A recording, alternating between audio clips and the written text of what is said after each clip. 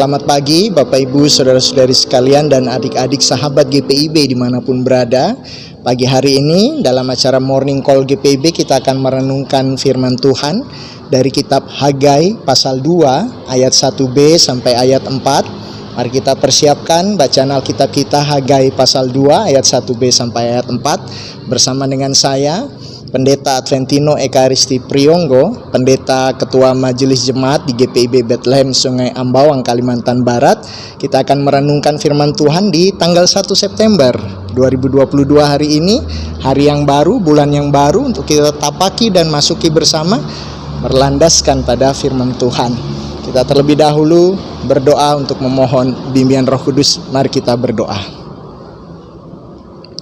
Allah Bapa kami di sorga, Tuhan Maha Kuasa, hati dan pikiran tidak hanya sekedar kami arahkan kepadamu, namun juga kami buka selebar-lebarnya dan kami lembutkan tanpa kami keraskan bagi pernyataan sabda Tuhan dan kehendak-Mu. Biarlah keberserahan kami pada bimbingan Tuhan Roh Kudus membuat kami menghayati apa yang Tuhan mau. Semuanya oleh karena kasih karunia di dalam Tuhan Yesus Kristus Sang Juru Selamat. Bersabdalah ya Tuhan, kami umat-Mu ini telah siap dan sedia untuk mendengarnya. Amin.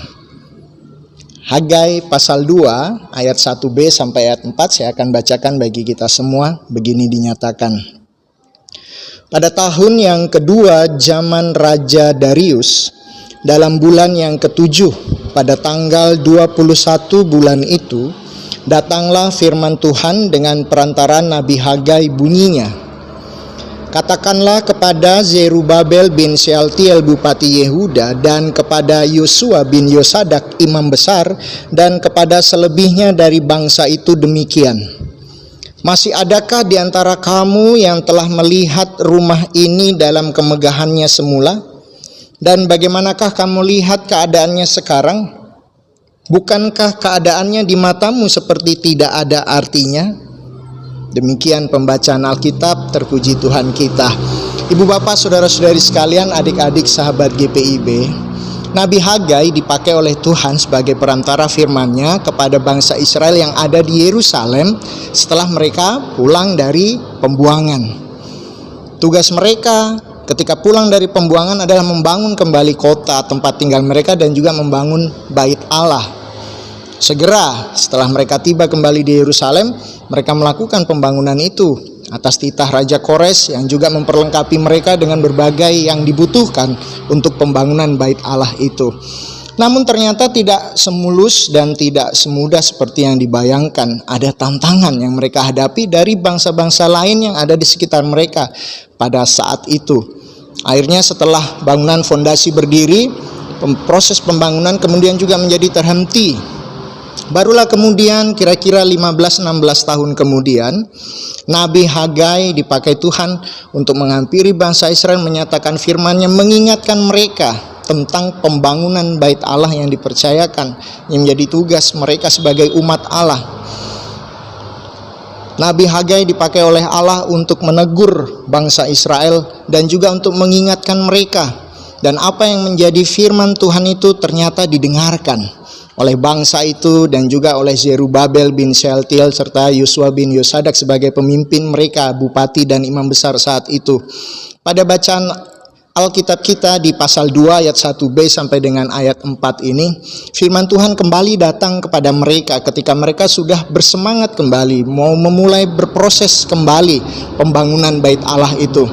Firman Tuhan mengingatkan pada mereka lewat bacaan Alkitab kita ini supaya mereka tidak hanya memandang reruntuhan dan kehancuran yang ada di depan mata mereka, tetapi mengarahkan pandangan ke depan masa yang akan datang kelak ketika nanti bangunan bait Allah itu sudah jadi, sudah berdiri, akan menjadi tempat di mana umatnya beribadah kepada Allah, di mana Allah sungguh menyatakan kehadirannya dalam setia, kebesaran, kuasa, limpah kasih-Nya di tengah-tengah umat yang Dia pilih dan Dia kasihi. Mereka juga diingatkan agar jangan menengok ke belakang kepada kemegahan bait Allah yang dibangun pada zaman Salomo yang sudah hancur. Tetapi mereka harus memahami yang mereka kerjakan adalah pekerjaan Tuhan, yang mereka terlibat di dalamnya saat ini adalah bagi kehendak Allah. Pesan ini Ibu Bapak Saudara-saudari sekalian juga menjadi perenungan bagi kita di masa kini dan saat ini. Kehidupan yang kita jalani tidak pernah terlepas dari turut campur tangan Tuhan. Setiap hari demi hari yang kita lakoni, Tuhan juga selalu beserta dengan kita. Dia ada. Maka itu ketika kita berhadapan dengan pergumulan, ketika kita menjumpai tantangan, ada hambatan pada kelanjutan langkah-langkah hari kehidupan kita, pada berbagai rencana, pada setiap kerja kita, jangan sampai kita berputus asa, tetapi malah kokoh berpengharapan, beriman teguh, sadar sepenuh-penuhnya bahwa Tuhan ada beserta dengan kita. Seperti Tuhan menyertai bangsa Israel, dan itu lebih dari cukup. Tuhan yang sama juga, yang berkuasa itu, yang setia itu juga beserta dengan kita. Lalu janganlah kita menengok ke belakang, tetapi kita mau memahami yang kita lakoni dan jalani tidak terlepas dari maksud dan tujuan Allah dalam pekerjaan-pekerjaan yang Dia nyatakan di muka bumi ini bagi manusia dan bagi alam ciptaan. Setiap keberadaan kita ada dalam kerangka rencana kebaikan dan rancangan damai sejahteranya. Betul, pergumulan ada di depan nyata kita gumuli. Persoalan dan tantangan sungguh ada kita hadapi.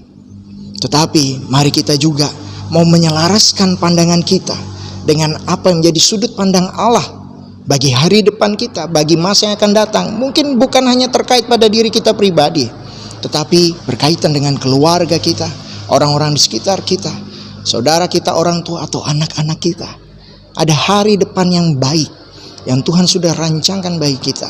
Maka itu pergumulan yang nyata, tantangan yang betul ada di hadapan kita, hambatan yang kita alami, itu tidak menghalangi penyertaan dan kasih Allah.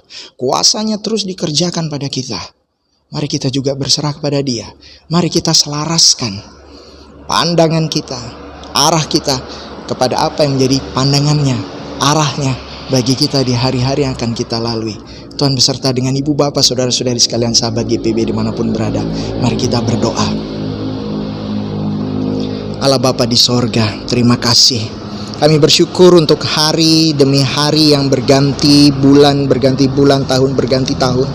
Ketika tepat pada hari ini kami memasuki bulan yang baru, September 2022. Kami boleh diberi kesempatan untuk memulai dan mengawalinya berlandaskan pada pembacaan, pendengaran, dan perenungan firman Tuhan. Terima kasih, kami percaya pada kuasa Roh Kudus yang Kau anugerahkan beserta dengan kami, membimbing dan menuntun semuanya karena kasih karunia-Mu di dalam Yesus Kristus Putra-Mu yang tunggal Sang Juru Selamat. Kami mendapat perkenanan dan penglayakan.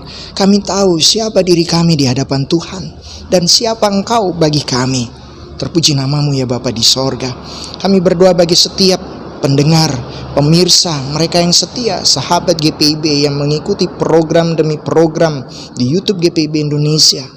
Ada Tuhan juga yang mau menyapa mereka. Ada firman yang hendak Engkau nyatakan. Ada sabda dan kehendak-Mu yang hendak Engkau terangkan pada mereka.